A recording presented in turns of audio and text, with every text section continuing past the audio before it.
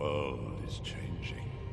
In the final years of the Third Age, Saruman the White no longer believed victory would be won by open war. Sauron relied on fear and flame. Saruman chose order, and order, once accepted, is harder to overthrow than any Dark Lord. The breaking of the wise. The first conquest was not of land, but of counsel. From Orthanc, Saruman sent words instead of armies. Messages traveled faster than orc hosts ever could. Sealed letters bearing the sigil of the White Hand, written in the old tongues, promising stability. To Gondor, he offered knowledge of siegecraft beyond Numenor's pride. To Rohan, protection from the east, at the cost of independence to the dwarves. Forgotten forge lore. To the elves, time. The wise debated too long. By the time Gandalf escaped Orthanc, the world had already shifted. His warnings sounded hysterical. Saruman's sounded reasonable, and so Gandalf found doors closed where once they had been opened too.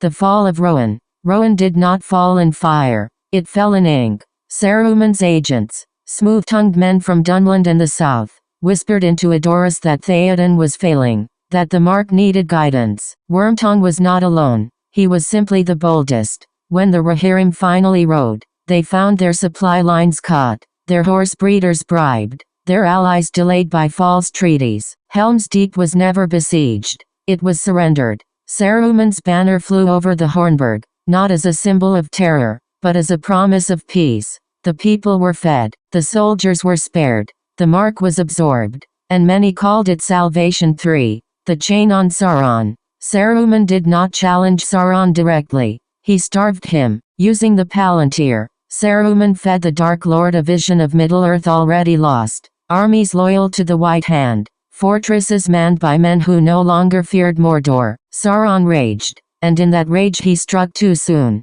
Saruman leaked false intelligence. Mordor's hosts marched north, and found prepared defenses, reinforced by men of Gondor who believed they were fighting for their own survival. When Sauron realized the trap, it was too late. The Nazgul fell first, not to heroes, but to engines of war designed by Saruman's mind. The Witch King's scream echoed across the Anduin, unanswered. Barad-dûr did not fall, it was isolated. The end of the ring. The ring never reached Mount Doom. Saruman found it first, not by chance, but by probability. He had mapped every likely path, corrupted every refuge, and turned every road into a net. When the ring came to him, Saruman did not put it on. That was Sauron's mistake. Instead, Saruman contained it, binding its will within Orthanc's stone, using arts learned before the world was bent. The ring screamed silently, its call choked off. Sauron felt it vanish,